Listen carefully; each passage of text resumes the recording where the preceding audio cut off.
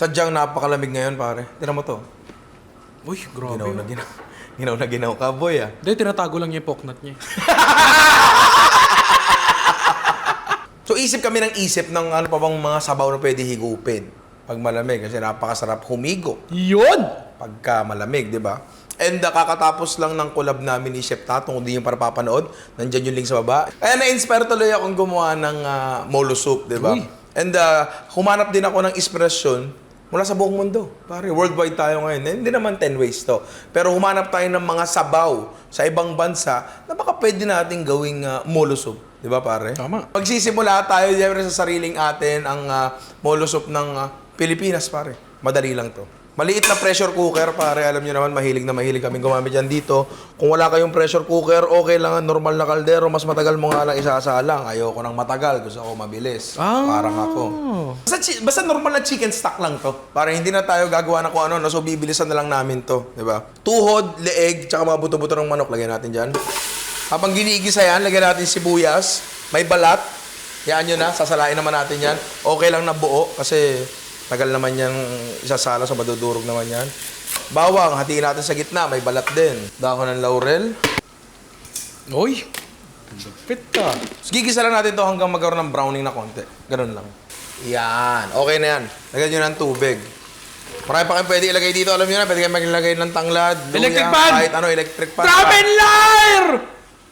Headset. Tapos yun nga, pakukuluan na lang din natin to. Kami pressure cooker natin. Kahit gaano katagal, mas matagal, Mas masarap. masarap. Diba, wag lang matutuyuan at masusunog kasi mapait yun. Pare, kunyari lang, papakuluan namin, lalagay muna namin dyan kasi kailangan namin yung kalan. Kasi ang next namin ay yung ano natin, tonkotsu style na broth, pare. Parang ramen. Kaya gawa tayo ng ramen molo soup. Gagarahin na naman tayo ng hapon yan. So, pasensya na. Meron tayo ditong pata ng baboy. Pata likuran, pare. Yan. Kasi medyo mas mura ng konti ito kumpara sa pata harapan. Tapos, kasi konti laman ito. Ayan. Yan. Kunyari, ikaw yung ano? Aray ako yun. Ito yung patahara, di ba? Ganyan yung ano na yan. Ganyan yan. Ganyan yan. Yan. Ito ang pataharap. Ito yung malaman. Ito yung malaman. Oh, tapos ito yung kasim. Ito yung yempo. Ngayon, itong patalikuran, hindi masyadong malaman yan, pare. Yan. Yung patalikuran natin, ginagawa to ng mga, ayon sa mga na-research ko sa university, para intensive research, pwede nating ilagay dito sa kumukulong tubig. Kumbaga para i-blanch lang muna, para ma-draw out lang muna yung mga undesirable na bagay mula dun sa buto. Kasi may mga dugo-dugo yan, may mga kung ano-anong impurities yan. Imbis na isi-skim nila yung scum sa taas, sinatapon nila yung unang kulo, mga around 5 to 10 minutes. Chop natin yung leeks. Pero again, hindi naman tayo masyadong gumagawa talaga ng tunay na ramen. Pero siguro papunta na tayo doon. Inaaral lang natin ng konti, di ba? Tabi na muna natin yan. Nga pala, isabay na natin to sa blanch nung pata natin. Pork back fat, pare. Solido-solidong tabayan, di ba? Saan naman yan? Saan yan? Sibuyas, pare. Nasusunugin din natin. Paano? Paano? Yan, kala ko di ka sasagot eh. Ganito, wait lang. Kung hindi kayo komportable, kasi baka isipin nyo, baka maglasang gas, hindi wag, alam mo yun. Lagay mo na lang dun. Nagdudugo, boy. Takot ka sa dugo, di ba? Oo, Ayun, naglutangan na yung mga brown stuff dyan. So, tatapon natin to. Kaya mag-alala, kasi, we know na may konting lasa nang mawawala. Pero okay lang yan, kasi malasa talaga tong pata ng baboy natin. 2 kilong pata to, pre. Uy. Unang-una, make sure nyo na may makikita kayo, pare. Wala akong makita. Parang nasa anime, boy. Para akong sinoob, pare. Ngayon, uhugasan natin mga baboy natin. Kung may nakita kayo mga nakadikit na brown, tanggalin nyo. Yung iba talaga nakita ko, chinachopstick pa yung loob ng buto para matanggal yun. Ilalagay na natin yung mga inihaw natin ng mga kagulayan kanina. Ito, yung sibuyas nga natin. Huwag isasama yung stick, ha. Yan, tapos yung leeks natin. I guess, ang nilalagay lang nila dito is yung puti. Pero hindi naman to ramen eh. Lagyan natin lahat. Sayang ang lasa. Diba? Tsaka di ka naman ramenero eh. Hindi. Bawang. Natin dyan. Tapos para may umami, syempre, yung broth natin. Dried mushrooms, pare. Uy. Tapos yun na yun. Tulad nung kanina, kukuluin na lang natin to hanggang gaano katagal nyo gusto. Ako, ipe-pressure ko to for at least 1 oras para merong ma-extract na flavor sa yung basurahan ko, layo. Takpan na natin yan.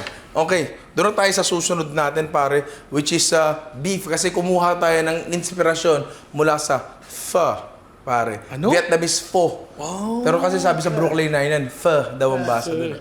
Ewan ko. Ang gagamitin natin dito ay beef bulalo, di ba? Mas maganda sanang gamitin dito yung buto-buto, pre. Yung ribs may konting laman. Pero eto na lang yung nabili namin kasi late na ako nagpabili.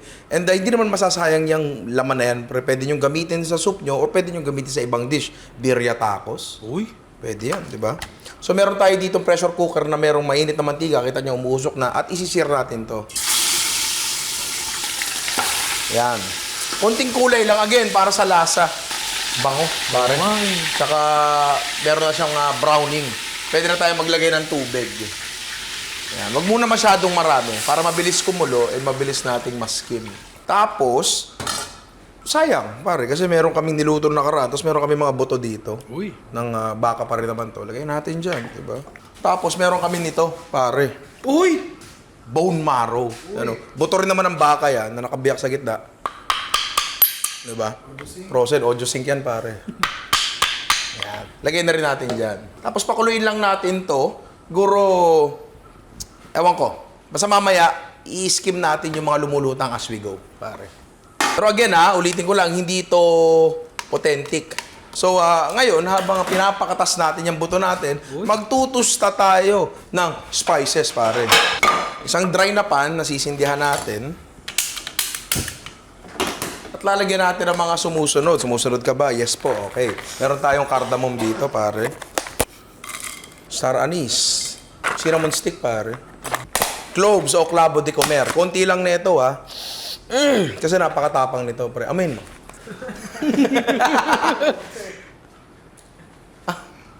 Di ba matapang? Yan. Amintang buo. Tsaka dahon ng laurel. Tapos, spices nyo, pag naaamoy nyo na, dahil mo toasted na, pare. I-zoom mo nga, Amity, para makita nila. Ayan. Yung kinchay, pare. Lagyan na rin natin dyan. Again, hindi po ito authentic.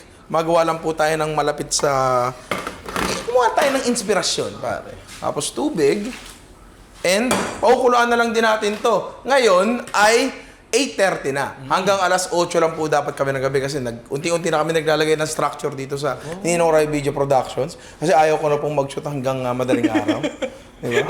You're a change man. Oo, pare. Parang nagkakaroon din kayo ng buhay sa labas ng trabaho natin. Oo, tsaka yun lang muna. Akala ko yung pinirmahan namin sa'yo, yung buhay namin sa'yo na. So, bukas yun na makikita to, makukuloan ko to ng matagal, pare. So, ayun, bukas yun na makikita yan. Tagal, bukas na tayo matatapos. Oo. Ganun kasarap Oo, yan. pre, pati bakal, makukuha mo na yung lasa. So, halos durog-durog na talaga siya, yung bawang natin. Grabe na yung lambot, pare. Yan. Sobrang concentrated yung chicken stock natin. So, kung gagawin nyo to, pwede pa kayo actually magdagdag ng tubig dito, walang problema. Ganun din, tanggalin lang din natin yan. Uy, grabe ka. Yung pork fat pala natin, tinanggal ko yun kagabi. Kasi gusto ko yun malambot, pero ayoko siyang malusaw. So, ito siya. Mamaya natin gagamitin yan, bro. Tapos masusubukan na natin ang ating fat separator, pare. So, ang idea nitong contraption na to ay, dahil nga ang mantika ay lumulutang, hindi ba? Dito manggagaling kapag binuhos natin dito sa baba. So, maiiwan nyo nasa taas. Oo, di ba? Ang galing, di ba? Human ingenuity. Lagyan natin dyan. Siguro maghihintay lang tayo saglit. Ayun, kitang-kita agad yung mantika sa taas humihiwalay, di ba? Oh. Tingnan natin kung gumagana talaga to. Oh. Uy! Look, mami! No fat, di ba? Ayun, naiiwan sa taas yung mantika, oh. Galing. I mean, fat is flavor. Alam naman natin lahat dyan, kaya ang sarap-sarap ko. Pero, gusto nating ma-reduce. Gusto na, piti po. That's enough. Ayan, oh. Purong mantika ng yobab yan, pare. Oo nga, naiwan yung yobab. Nasa labas si yobab, ang galing. Natalsikan ako sa balat ko nung sabaw at napakalagkit niya. Sobrang ano ng broth natin. Nang ano? Broth. Yung pala pagkain natin ngayon, broth. Broth. Tatlong broth yan, pare. Gusto ko pa siya mag-concentrate further so isasalang ko pa siya dito. Nang wala nang... Oo, pare. Talagang di mo magugulo yan. Nakapokus yung brot, no? Ilang beses na nakita tong technique na to dito sa show natin. Bilang na bilang ni Alvin kasi lagi ka talagang nanonood. Diba? Diba? Yung technique na yun is yung pagpapalagkit nga ng karne gamit ang food processor, pare. Kung wala kayo nito, bilhin lang kayo ng gilid, tapos lamutak-lamutakin nyo na lang talaga ng matindi. Tama. Quarter leg, pare, na boneless and skinless. Kasi yung skin, inalis natin at may gagawin tayo dyan mamaya. Malamig, lagay natin dyan. Asin, rock salt para abrasive, meaning magaspang. Makakatulong dito sa pagpapalagkit at pagbubuo, pare. Tafa mints, garlic powder. Wala na akong ilalagay dito ng mga bawang-bawang mismo. Check natin, kuha tayo ng konti para malaman natin ang texture at seasoning kung tama. Wag. Meron tayong kumukulo dito na chicken stock natin. Tapos lagay natin dyan. Tayo lang natin kumulo. Maluto. Tapos balik tayo, tikman natin. Goods na to. Pwede tayo rumekta sa paggawa, pero wait lang. Pahinga ka muna dyan, my brethren. Kasi yung balat ng manok, piprituhin natin yon at gawin nating crispy. Diba? Toppings lang. Pwede po. Hindi ko pwedeng gamitin dito yung mantika ng manok kasi masyado siyang matubig. Natin ng teas pa. Tama na. Madali magdagdag mamaya. Tapos gawin na natin to. Pwede naman talaga to, pork. Pork naman ata ang traditional na ginagamit dito. Pero may pork na tayo eh. Okay, hintayin na lang nating maluto ang ating chicken meatballs. Tapos doon na tayo sa ating pansit. Molo wrapper, pare, mabibili sa inyong suking palengke. Yan ang pansit ng ating pansit molo, pare. Yan, so basically okay na yung ano natin, parang unang pansit molo natin, mamaya na lang natin ipi-plate to. Tapos proceed na tayo agad dun sa pangalawa natin, which is ang ating pork, pare. Para siyang ramen. Simulan natin to. Doon nga tayo sa pork natin, yung medyo ramen style lang, konti lang naman, di ba? And dito, hindi ako gagamit ng food processor para lang ipakita ko sa inyo na hindi talaga kailangan yon. Mas maganda lang talaga kung meron. Pero kung wala, okay lang. Pero okay talaga kung meron. Pero kung wala, okay nga lang. Pero kung meron... Okay na, sige tuloy. Ground pork. Pare, yan. Meron tayo ditong ground pork na 1 kilo na single giling at hindi siya masyado mataba. Lalagyan natin ng luya, about mga anywhere between 2 to 3 tablespoons. Sa inyo na yan. Favorite ni kay Alvin. Oo, luya. Diba? Mamaya papasa ko ng luya sa bunganga yan. Meron tayo ditong king oyster mushroom. Yan. Kahit anong king oyster nga ata ang tawag dito eh. So, lagyan na natin dito. Alright. Japanese soy sauce, paminta, bawang. Tapos lamutakin na natin to, boy. Sabi nga ni Chef Tatong, dapat malamig, tsaka extra lamutak, di ba? Pero kung gusto nyo makasure, pwede kayo maglagay dito ng itlog o kaya starches, di ba? Pero itry nating wala. Hanggang power up lamutak lang. Nasabi ko sa akin, magaling daw talaga ako lumamutak eh. So tingnan natin kung nag-a-apply dito. So yung lagkit namin okay na. Ngayon testing for seasoning na lang kami. Ayan o, nabuo naman siya. O, dito tayo pare. Yun nga. Yan. Siwain natin para lang makita kung maganda yung texture niya.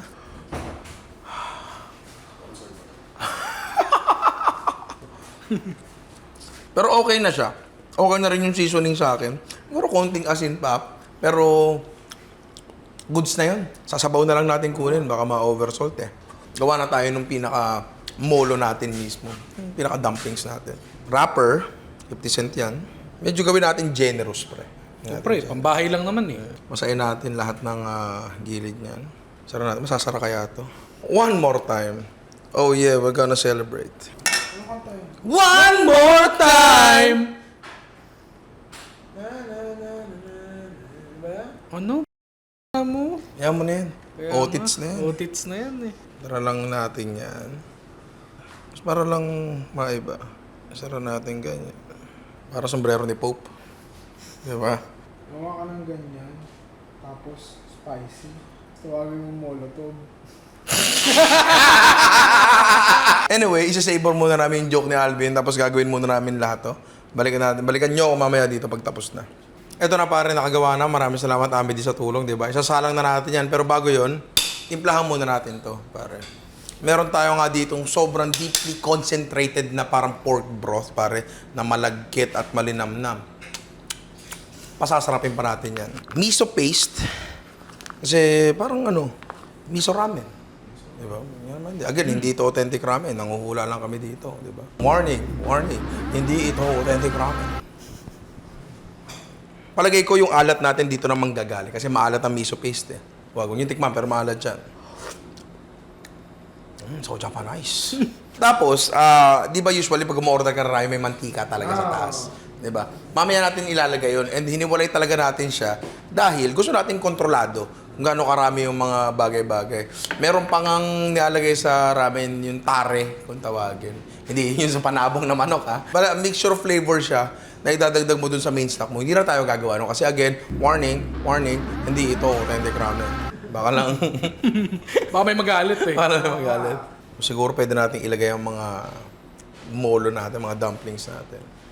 Yan, pero basically, ito na yun, pare. Again, mamaya na natin siya ipe-plating, di ba? Kasi may mga special tayong gagawin para sa plating nito. So, okay na to. So, doon na tayo sa last natin, which is ang ating beef, ang ating pho, pansit molo, pare. Simulan natin yun. Giniling. Beef giniling, syempre. Asin, pare. Paminta. Garlic powder. Wansui. Maraming taong may ayaw nito. At nagigets ko naman yun, okay lang. Genetics kasi yun, pre, kung bakit nila ayaw. Hindi dahil maarte lang sila or what.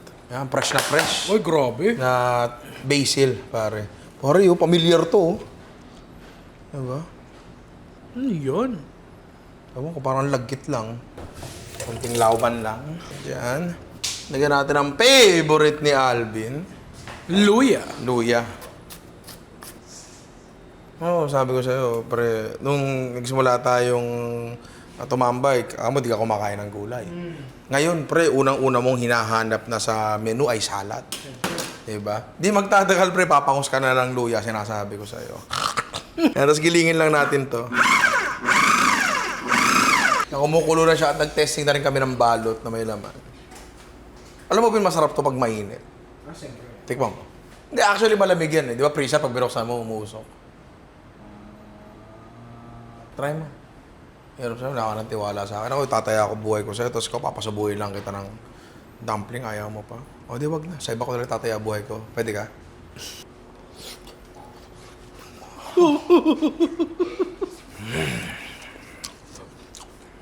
Disiplina.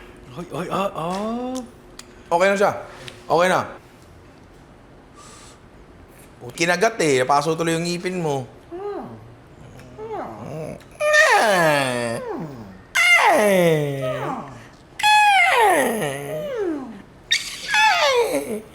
So yun, ibalot na natin to para madali lang to. So ano ba pinakamadaling balot na pwede natin gawin? Parang bag? Anong parang bag? Ganyan? Bag ba yan? Oo. Ang bag yan daw. Bibili na pag may ganyan bag. Pero sige, ganito yung gawin natin. Isa pa. Tiklopin mo yung dalawa. Tapos ganyan. Tapos ganyan. Ayan, sabi ni Rani, bag daw yan. Sige. Para tapos kami magbalot dyan. Ngayon, lulutuin na natin yan. Ang pho, ay usually light lang. Di ba, pre? Ito medyo heavy to kasi ang daming buto. Tapos nag-reduce na siya. So, dadagdagan ko lang ng konting begot yan. Tapos, ayon sa university, patis ang ginagamit nila dyan. Uy. Tsaka, hindi ko alam kung maniniwala ba. Parang naiiyak ka. Hindi, may konting asukal daw kasi. May konting... Oh, syempre, ikaw oo ka doon, di ba? Brown sugar, pare. Konti lang. Parang di ako komportable maglagay na marami. Ba't nagagalit siya? Oh.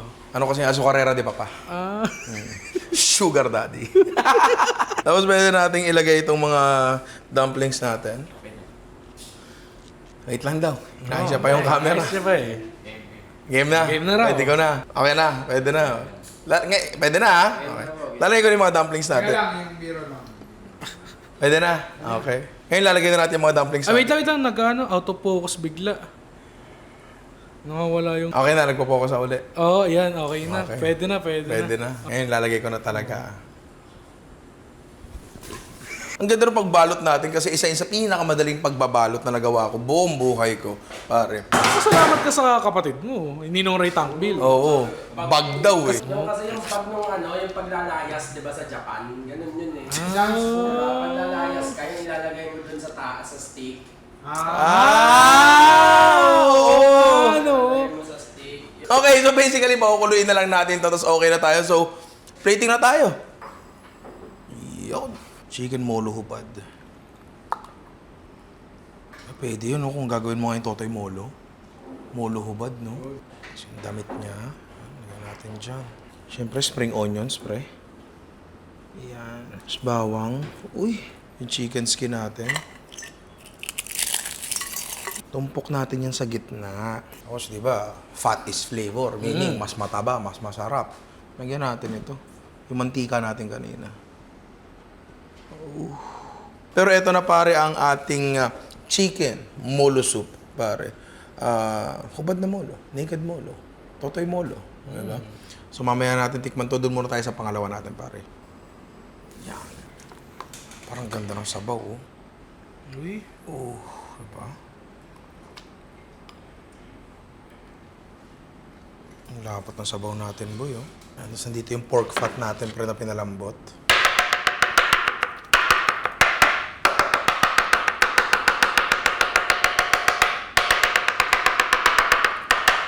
Yan. Boom! Yan. E voila. Ay. Yan. Tapos eto, sobra to eh. Grabe. Lagyan natin ng lekas dyan. Mushroom.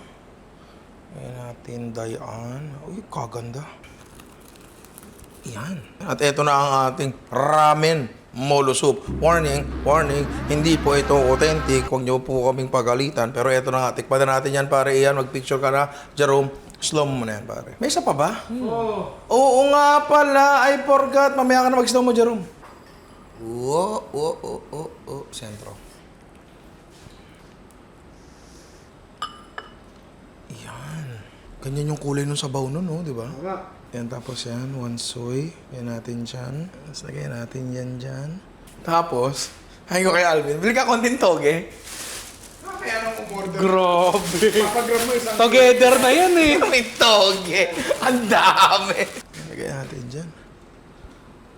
Tapos last, ayan, lagyan wala sa gitna. At eto na ang ating pho molo soup. So, legit na to, Jerome. Slow mo muna.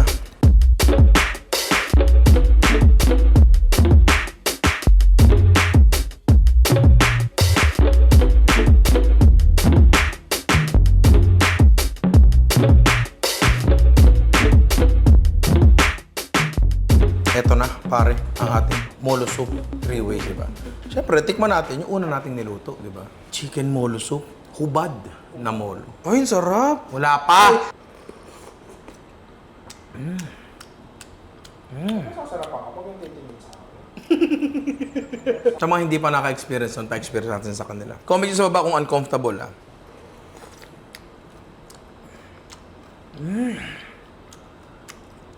Sarap.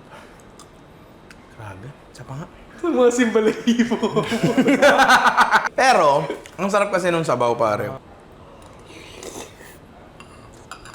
Yung, ewan ko yung meatballs niya, lasa siyang bola-bola miswa. Kasi kami, pag nag-bola-bola miswa kami, manok ang ginagamit namin kasi manok ang titinda namin sa palengke, di ba? So, hindi ko alam kung ganito yung lasa ng bola-bola miswa sa bahay nyo. Bidbid kadalasan. Bidbid. Bidbid, manok, ganyan. Oo. Tapos, magandang idea rin to kasi wala ka nang kahirap-hirap. Ayan, no? Ilalaglag mo lang yung balik, di ba? Oo. Pero, ang pinakamahalaga talaga ito, at least para sa akin, yung sabaw talaga. And masarap yung sabaw nito kasi ang tagal natin siyang sinalang. Wala tayong masyadong ingredients, talagang oras ang nagpasarap dito. Pare. Warning! Warning! Hindi ito authentic ramen. Hindi ito authentic ramen. Pero ito, pre, tinan mo to. Kung makikita mo to.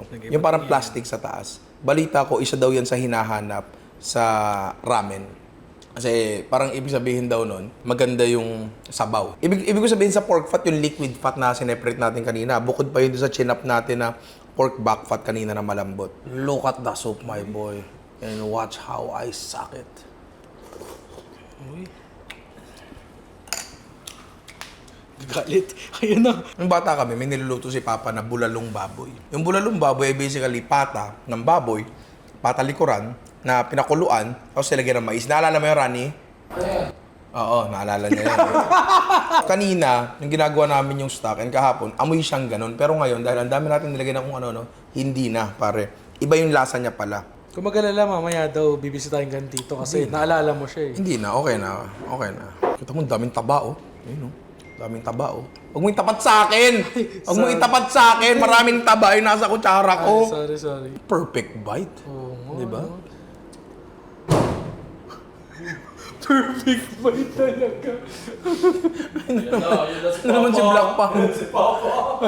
Ni Black Panther yan. Wait lang. Buko na.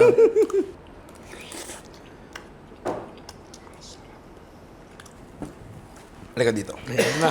Ay, nakapakudaan ng kuda eh. Allow me to put this inside your mouth. Consume it.